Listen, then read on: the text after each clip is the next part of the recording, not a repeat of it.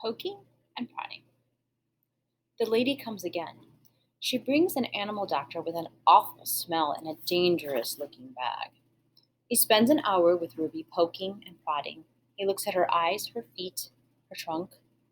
When he's done with Ruby, he enters my cage. I wish I could hide under knot tag, like Bob. Instead, I do a nice, loud chest beat. After a moment, the doctor retreats. We're going to need to put this one under, he says. I'm not quite sure what he means, but I strut around my cage, feeling victorious anyway. No painting. No one asked me to paint today. No one asked Ruby to perform. There are no shows, no visitors unless you count the protesters. Max stays in his office all day. More boxes. I wake up from a long morning nap. Bob is on my belly, but he isn't asleep. He's watching the ring, where 4 men are placing a large metal box. It's me-sized. What's that? I ask, still blurry from sleep. Bob nuzzles my chin. I believe that box is for you, my friend. I'm not sure what he means. Me? They brought in a bunch of boxes while you were sleeping. Looks to me like they're taking the whole lot of you, he says, casually licking a paw. Even Thelma. Taking? I repeat. Taking us where? Well, some to the zoo, probably. Others to an animal shelter where humans will try to find them homes. Bob shakes himself. So I guess all good things must come to an end, huh? His voice is bright, but his eyes are far away and sad. I'm gonna miss your stomach, big guy. Bob shuts his eyes. He makes an odd noise in his throat. But what about you? I ask. I can't tell if Bob's just pretending to sleep, but he doesn't answer. I gaze at the huge, shadowy box, and suddenly I understand how Ruby feels. I don't want to go into that box. The last time I was in a box, my sister died. Goodbye. When George and Julia come that night, George doesn't get his mop or his broom. He gathers up his tools and belongings while Julia runs to my cage. This is my last night, Ivan, she says, and she presses her palm to my glass. Mac fired my dad. Tears slipped down her cheeks. But the zoo lady said maybe they'll have an opening there in a while, cleaning cages and stuff. I walk to the glass that separates us. I put my hand where Julia's is, palm to palm, finger to finger. My hand is bigger, but they're not so very different. I'm gonna miss you, Julia says, and Ruby and Bob. But this is a good thing. Really, it is. You deserve a different life. I stare into her dark eyes and wish I had words for her. Sniffling, she goes to Ruby's cage. Have a good life, Ruby, she says. Ruby makes a little rumbling sound. She puts her trunk between the bars and touches Julia's shoulder.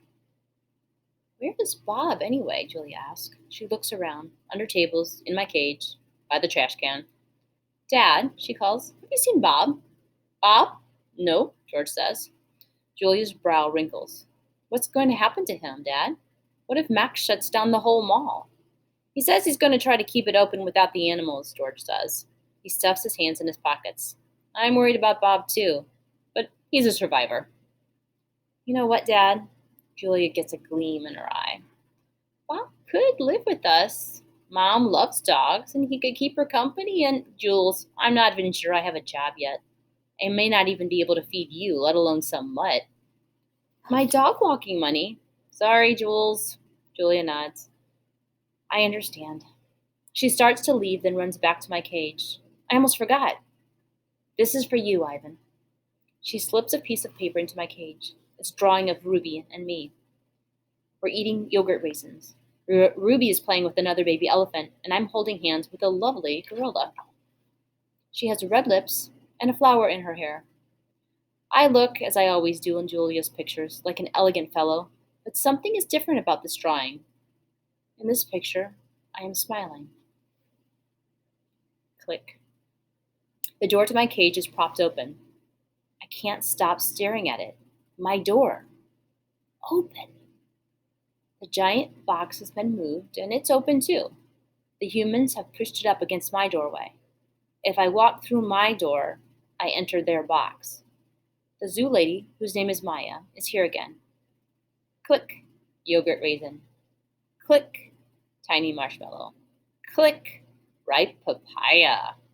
Click, apple slice. Hour after hour, click after click. I look over at Ruby. She waits to see what I will do. I touch the box. I sniff the dark interior where a ripe mango awaits. Click, click, click. I have to do it. Ruby is watching me from between the bars of her cage, and this box is the way out.